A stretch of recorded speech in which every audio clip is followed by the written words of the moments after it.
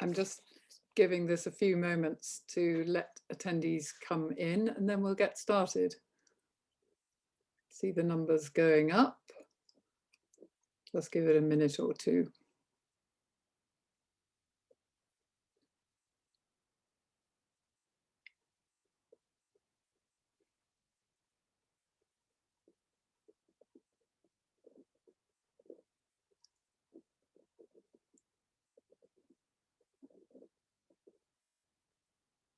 Okay, there's just still one or two people coming in, but I think we'll get started. So hello, everyone, and thank you so much for joining us this evening. It feels like it's been quite a long wait to finally go public with our plans for the UPP Foundation Student Futures Commission. Just a few brief housekeeping notes. We are recording this session, and a link to the recording will be sent round afterwards. Please feel free to use the chat to give us any feedback or to make comments, suggestions, or pose questions that you think the Commission might want to consider. Now, we're not going to keep you for too long this evening, but we're going to introduce the Commission and our fabulous commissioners, and then we're going to talk about the polling that we've done and also let you know how you can help us in our work. You'll see on the screen at the moment, I hope, we're also really pleased to have the work of the Commission endorsed by the University's Minister, Michelle Donnellan. So thank you very much for that, Minister, who I suspect isn't listening, but you never know. Now, while you're reading her quote, let me first introduce Richard Brabner, well known to most of you as the Director of the UPP Foundation, to tell you why UPPF is supporting this work. So Richard, over to you. Thanks so much, Mary, and it's an absolute pleasure to be here today to see you all and to be launching the UPP Foundation Student Futures Commission. And before I get started, I just want to put on record our huge thanks to Mary for taking on the challenge of chairing this commission. We really couldn't have hoped for a better chair who is both a powerful advocate for our sector while also providing important constructive challenge to us all. So for those of you who don't know who we are, the UPP Foundation was established 5 years ago by student accommodation provider University Partnerships Programme. We're a typical corporate foundation in that we're funded by our corporate parent, but are an independent charity in our own right. And we were set up to tackle some of the biggest issues in higher education. And we do this through both a grants programme, where as a small grant funder, we invest in pilot projects run by charities and universities, and also to provide thought leadership and public policy. And this is where this comes in. And like some of our other work, with establishing a big commission that can look at some of those key issues which are part of our mission and our themes. So why have we set up the UPP Foundation Student Futures Commission? Well, for over a year, universities have worked against the odds to help their students make the most of higher education in these extraordinary of circumstances.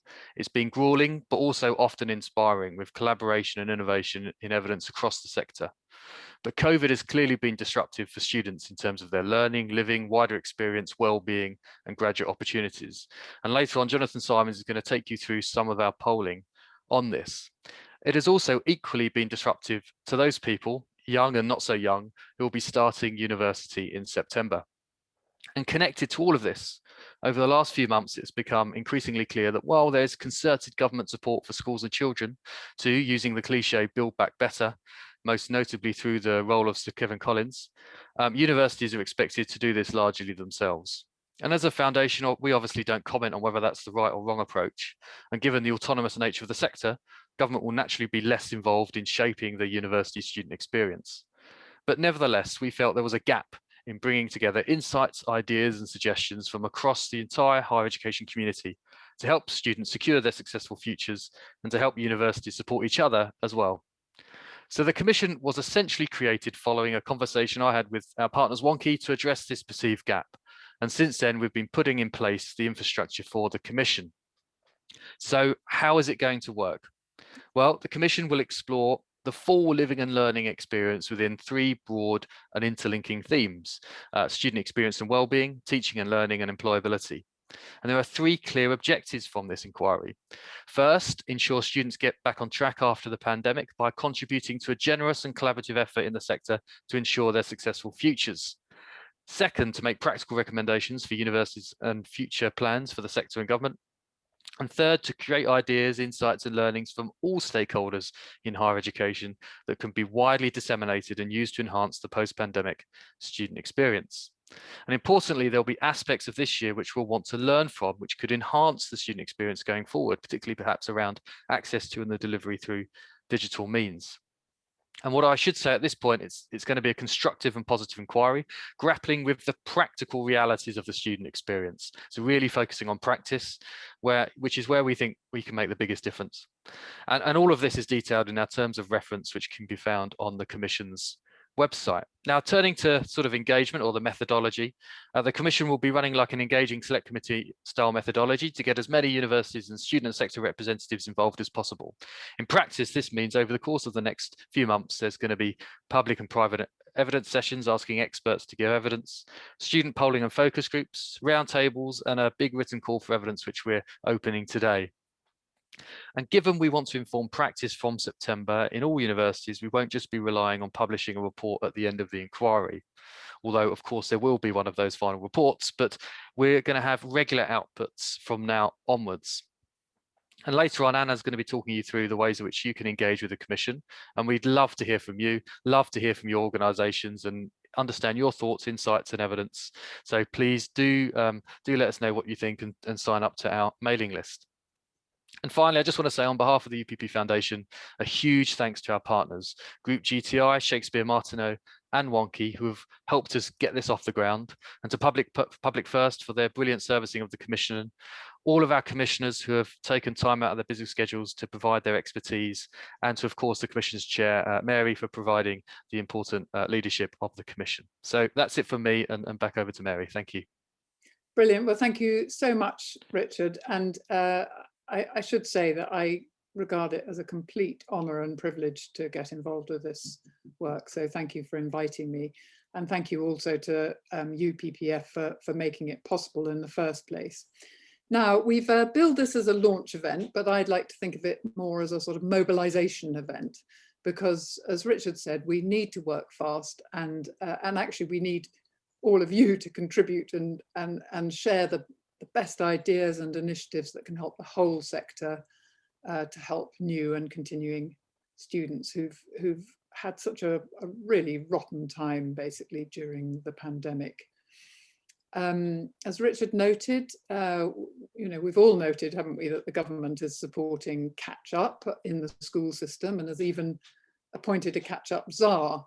I think it's fair to say that we don't much like the catch up framing. I think we're thinking more about the emotional, intellectual and practical support that will help students get the most out of their university experience when they're back on campus.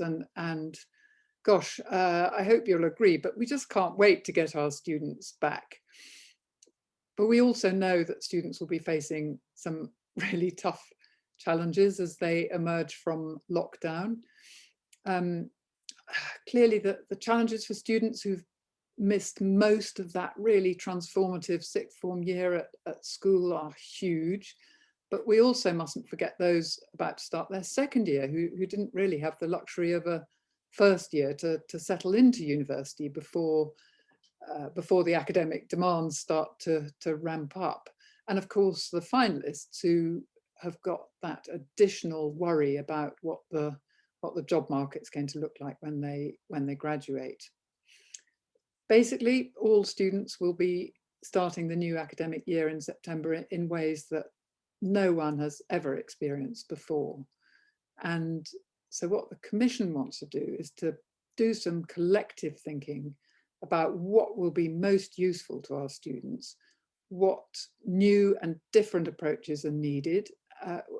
In effect, we're crowdsourcing from the sector and from students to help everyone do this as well as we possibly can. Now, to bring this all together, I'm completely thrilled to have the support and the wisdom of an amazing group of people, our commissioners. First of all, big thanks to our 3 commissioners who are offering practical support as well as their wisdom. First, Mark Leach, who I think was responsible with Richard for hatching the idea of the commission in the first place. And Mark has pledged for WONKI to support us by convening some student conversations, but also raising the profile of our work on the WONKI briefings and blogs and at WONKFest next month. So thanks, Mark. Second, big thanks to Smita Jamdar, who I regard as really the tip-top legal commentator in our sector. Smita from Shakespeare Martineau, who are kindly hosting some events for us. And third, Mark Blythe, who's founder and chair of Group GTI, who've generously made available their Sybil research powerhouse to assist with our work. And we'll be hearing more about the first polling they've done for us a bit later. So thanks so much, Mark, Smita and Mark. It really means a lot to us to have your support.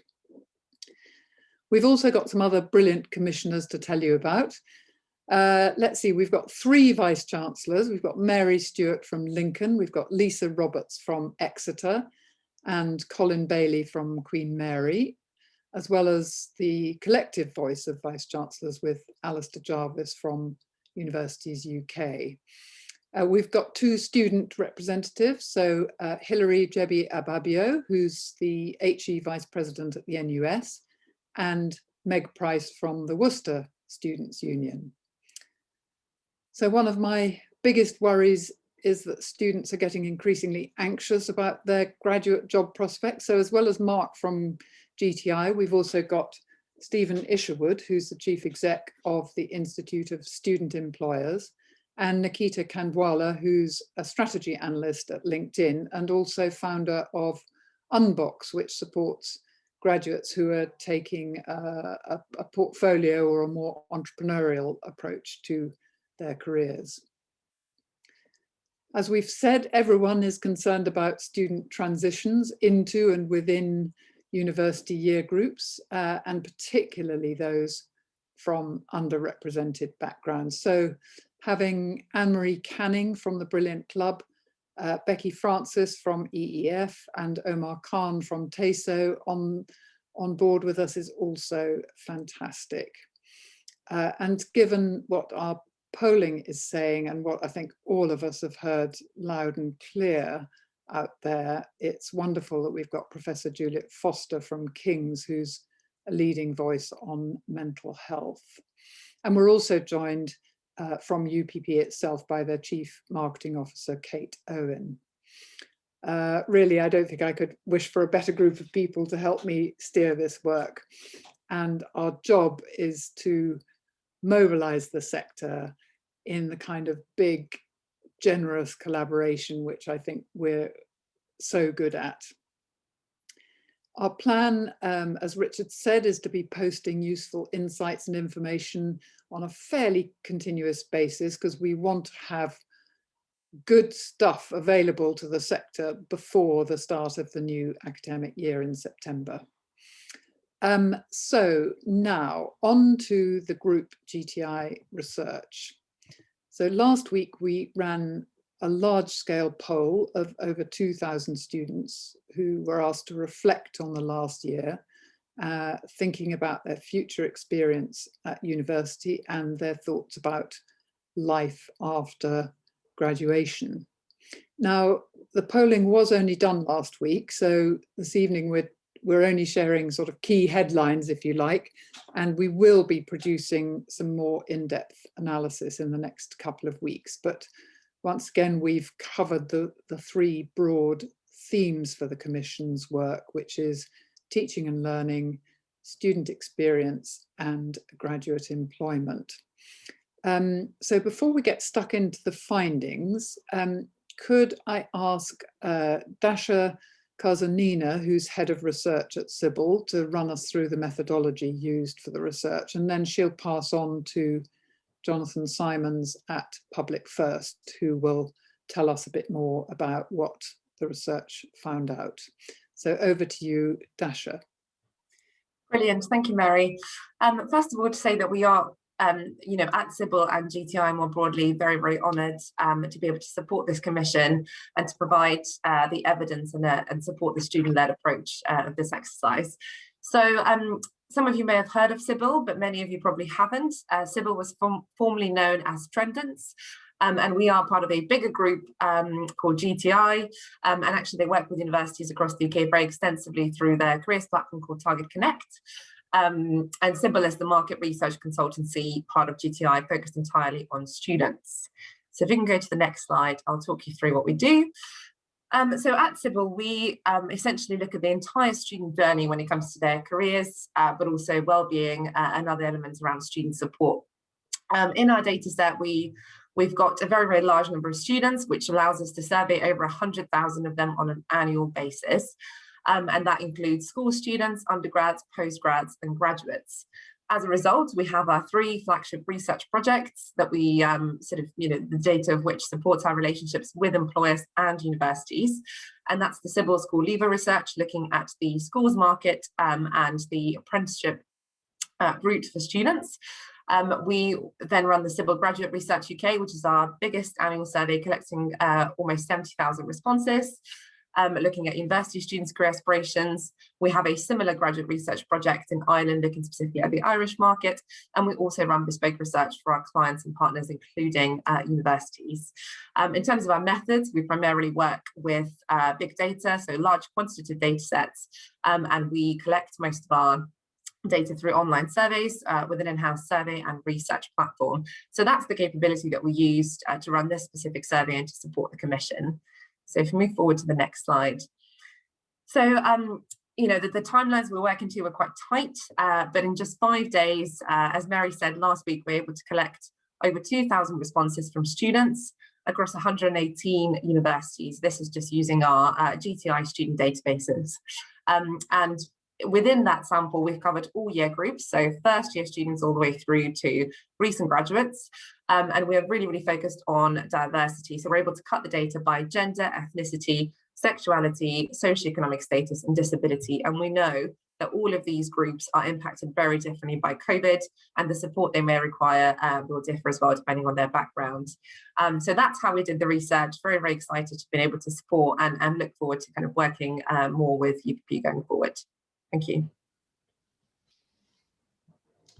Great. So I'm just going to run you through a few of the headlines that Dasha and her team found out. You may have seen some of these from the piece that was on Wonky this morning. And indeed, the full results and version of this are available on the Commission website now, that you can download and play around with it with your heart's content. And as Mary also said, we'll be doing a bit further analysis ourselves over the next period of time. But just to run you through some of the headlines we found. The first thing we found, and you can see very clearly from the chart here, is that when we ask people from a prompted list what the main thing they are looking forward to, by far and away the most popular thing that people are looking forward to is some element of return to face-to-face. I know some students have been face-to-face with limited exemptions this year, but overall, by far and away the most important thing, and you can see the other factors come in after that, but it's some sort of return to normality by means of face-to-face that students are prioritising. Next slide.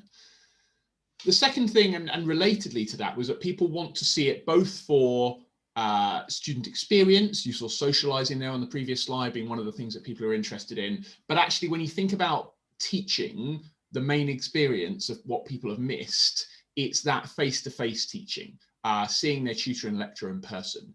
Interestingly, though, the second most popular answer was around half of all students don't think they have missed out on any aspect of teaching.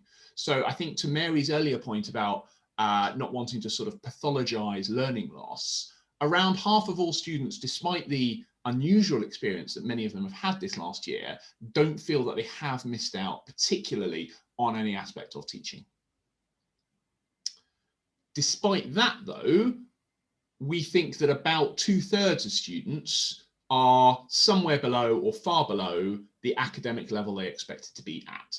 Now, that is perfectly possible to think that whilst also thinking that you've not missed out on any teaching, because of course university learning is about more than just the direct teaching you're receiving, whether it's access to library, whether it's access to tutorials or labs or practical work placements. It's perfectly possible that you feel you haven't missed out, but you are still behind, or you feel you're behind because you've missed out. But the key point is that around 2/3 of all students do think, and again, this is largely self-reported, might be calibrated by internal assessment data they've already received from the university, but about 2/3 of students do believe they are behind where they expected to be were we in a non-COVID world.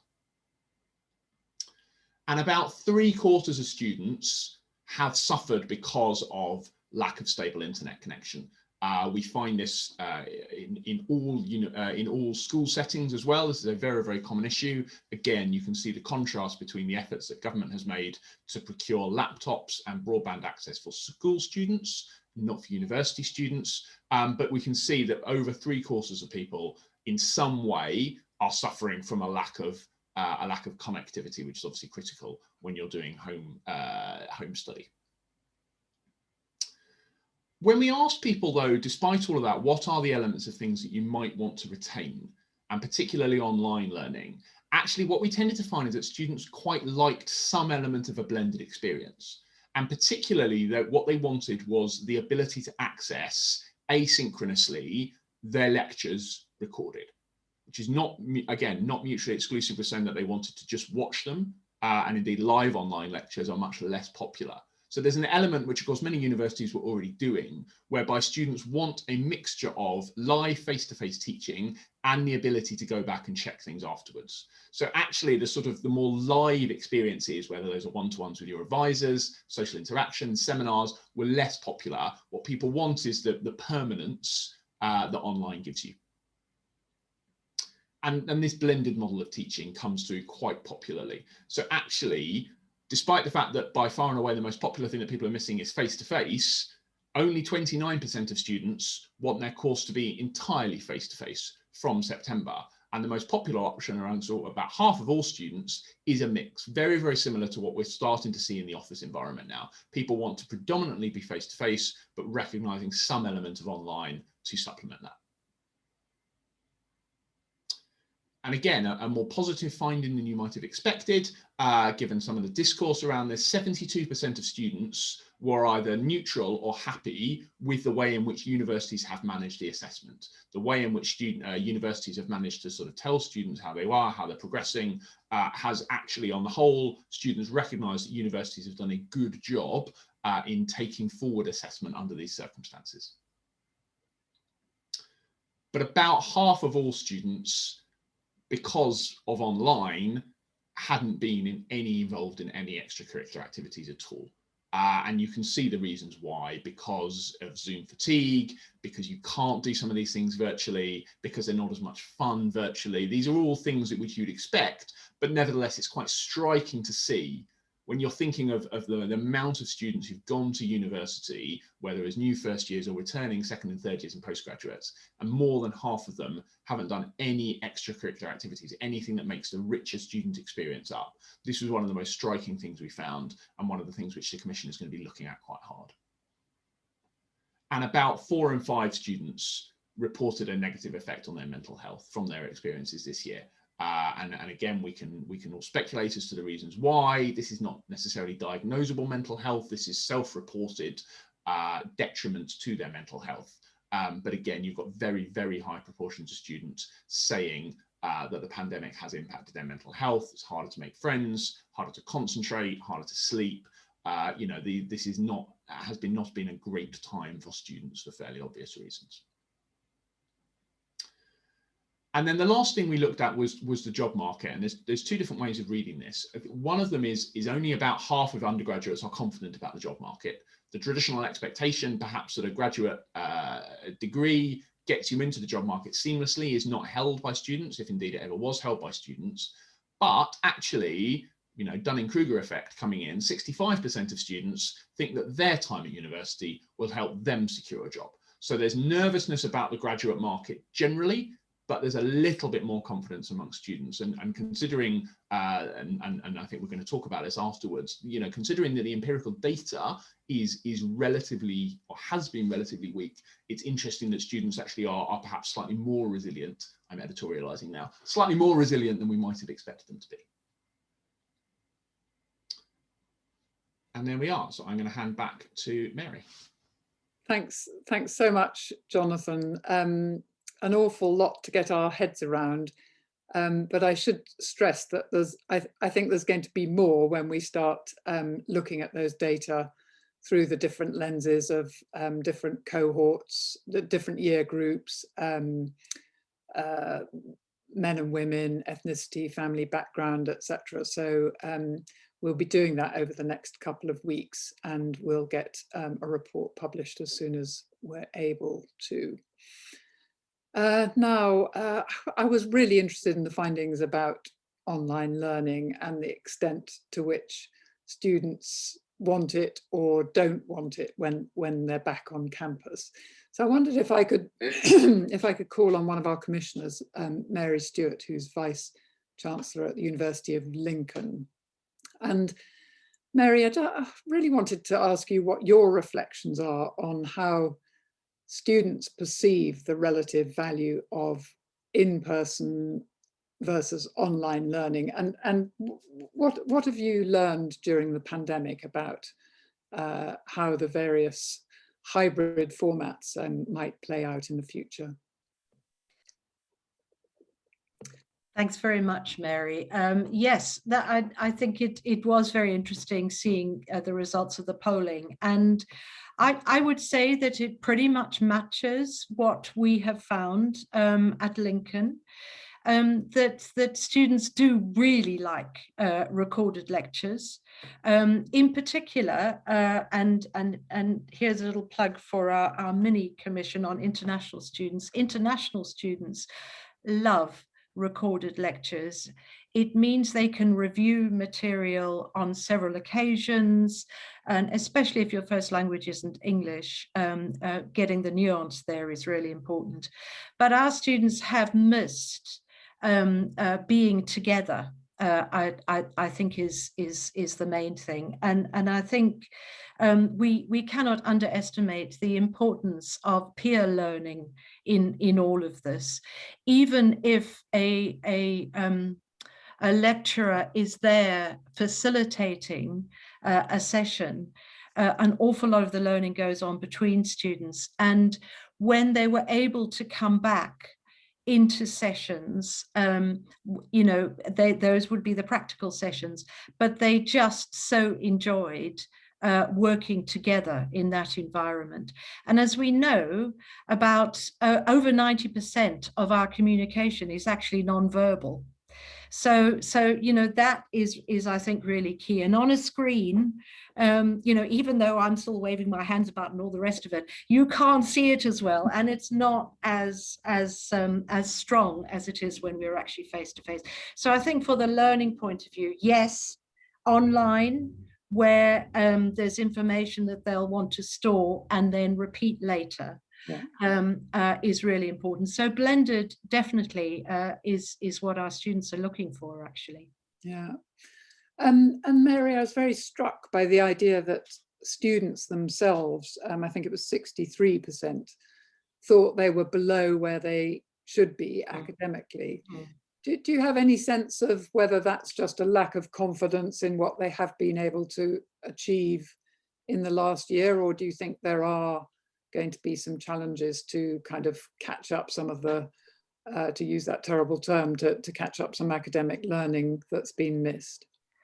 I guess I would probably expect that to be a mix, but I think, Mary, that's one of the things we might want to do some testing on and some further deep dives with students about that.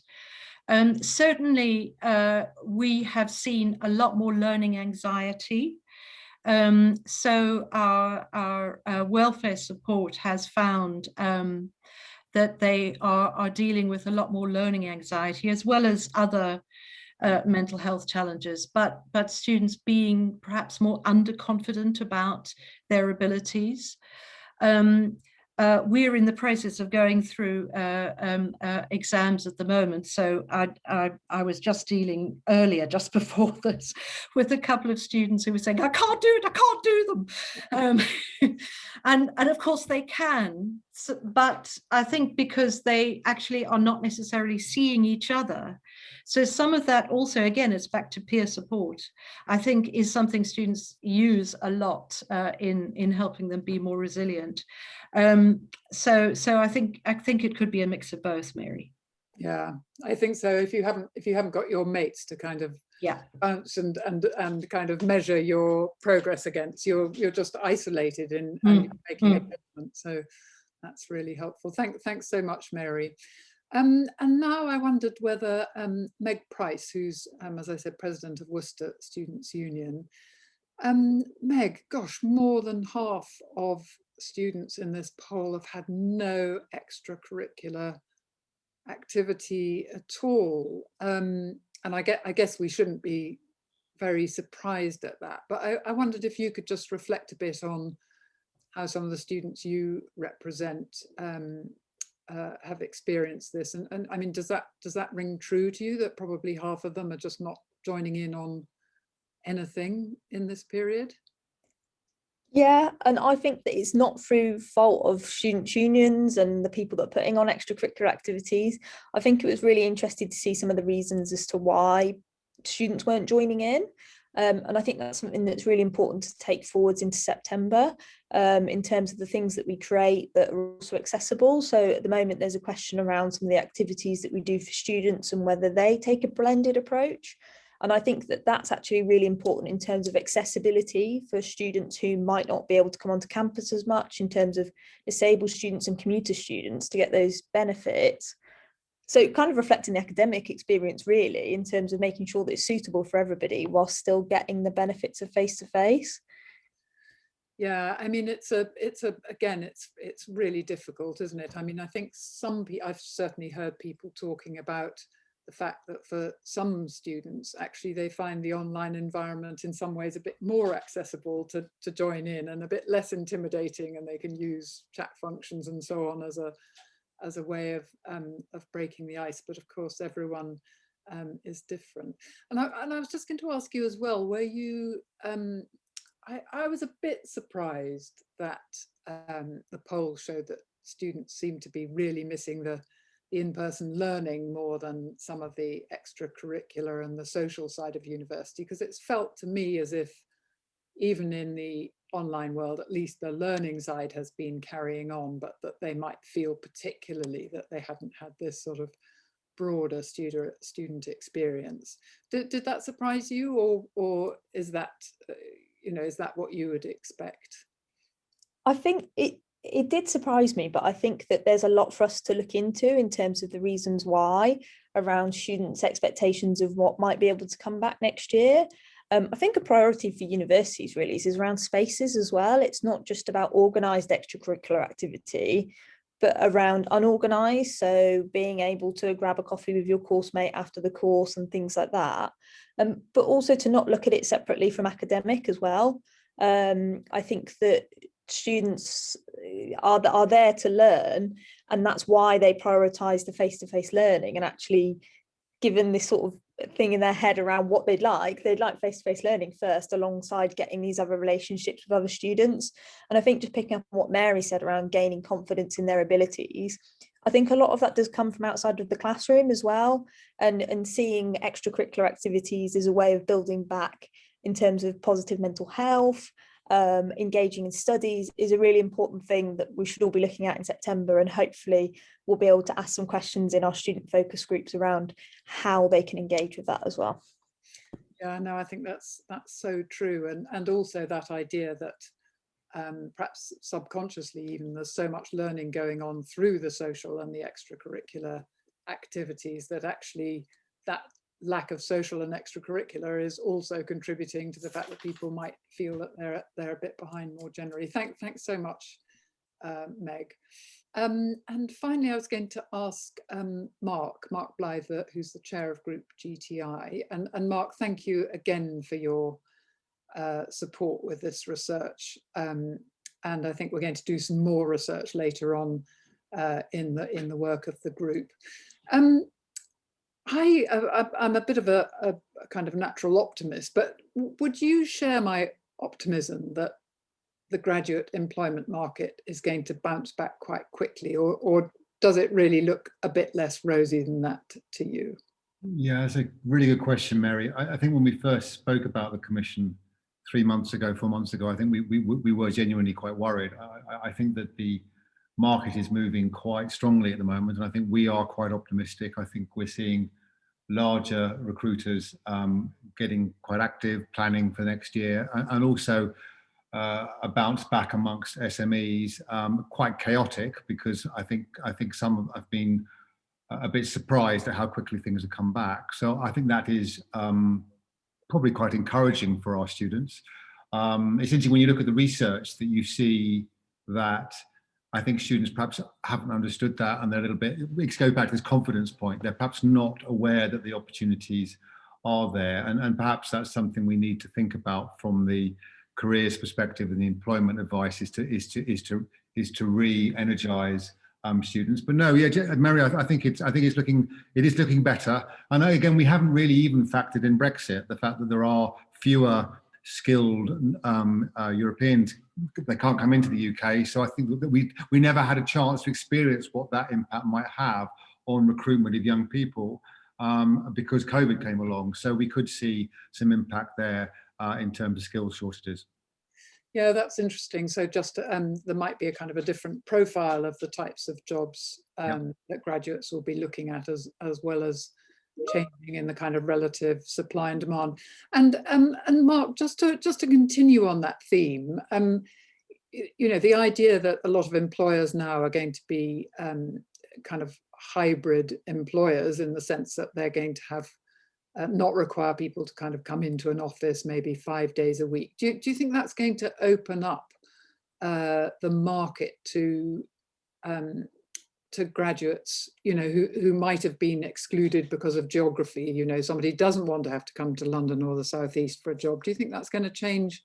I was discussing with Dasha this morning. We were going through the findings, and it's really interesting that some of the things that the students were really keen on, that are important to them in assessing their careers, such as training and job security, are continuing through. But flexible working is now becoming very important to students, and indeed the issue of location is becoming much less important. Yeah. And I think this is really exciting, actually. I mean, it's quite interesting when we talk about Mary was talking about blended learning. We're seeing in the feedback to the polling about students are now saying, well, actually, yes, 2 days a week could be interesting to work from home or to work in the office. Though interesting, if you dig deeper into the data, you think, well, actually, that could be a problem for some students from certain backgrounds who don't have accessibility and an easy place to work at home. But yes, I think generally, I think that one of the takeaways from COVID for the students, this flexibility, this ability to cope with change, could help them in their careers. Let's just get out there in the next year and give them the confidence and give them the drive and the ambition. And I think we will hopefully look back in a few years' time and think, well, one of those interesting experiences to talk about in the pub. Yeah, no, it's a very interesting. This idea of building everyone's confidence back, I think has been quite a strong theme this evening. I've read a wonderful tweet from a young man who was saying, well, you know, part of why I wanted a city job was so I could put on my suit and go and play be in corporate life, and if that's not going to happen, then I might do something a bit more meaningful. So I think we're all going to have to change how we think about these things quite a bit. Thanks so much, Mark. Jonathan, we've got a couple of minutes, and I think you've said that there might be a couple of questions that have come up. There are, yes. We've got some good questions going on in the chat and the Q&A function, and a couple of which have been answered. But I think there's a couple here that are worth sort of reading out and answering live, as it were. So Professor Mike Larkin says, the stable internet connection problem rings alarm bells. To what extent does access to resources impact on student success? We're going to wait for the exam results that will tell us some of that, but does online material help students with other commitments? Is it useful? How do we ensure equal access, I think, to sort of online resources? So I think that's an interesting point that commissioners might want to reply to. Yeah, thank you. That's really helpful. Okay, I'm going to move us on now and ask Anna McShane, who's a Deputy Director at Public First. Anna, tell us a bit more about how people can get involved with the Commission's work. Hi, thanks, Mary. That was really fascinating hearing everybody's insight to the poll, and lots to build on for us. So I'm just going to run through in a bit more detail to what Richard did about what the next steps are and how you all can get involved and get engaged with the process of this commission. So the first thing, really, the kind of initial way to get involved is through our formal written call for evidence. So that's going to go live on the website now, and I'll send it around after this session. And that's kind of going through the three main themes that Richard spoke about: teaching and learning, student experience and well-being, and employability, and really digging into kind of the questions that we want to answer. But I do want to say that when you download the document, it probably will look a little bit overwhelming. It's a lot of questions because there's obviously lots of challenges and opportunities that we want to dive into. So please do read it, but also feel completely free to answer just one or two of the questions, or not answer any of the questions and answer in a way that you know you see best fits your organisation or your experience. So please do get involved in whatever way you want. And then the second way that we'll be engaging with the sector is through 3 oral evidence sessions. And these are really kind of like travelling select committees. So the first one will be virtual, obviously because of COVID restrictions, but the other 2 will be taking place in a university. And the way they'll work is that we'll have 5 or 6 experts invited from the sector to speak on one of these themes, and then we'll have a sort of group of commissioners who will be digging into asking questions. And as Richard said earlier, a lot of what we want to do is to be able to publish things before term starts in September. So throughout this process, we're not kind of gathering evidence and keeping it for our report at the end of the year. We really will be, you know, having quite an iterative process and making sure that we're uploading things on our website and sharing things through Wonky and through other channels to ensure that we're sharing as much best practice as we can, and it really is a collaborative effort. I'd also like to say that we would welcome approaches from any organisation or institution of other ways that you think you could get involved or you'd like to get involved. So that might be through hosting an event that we could speak at.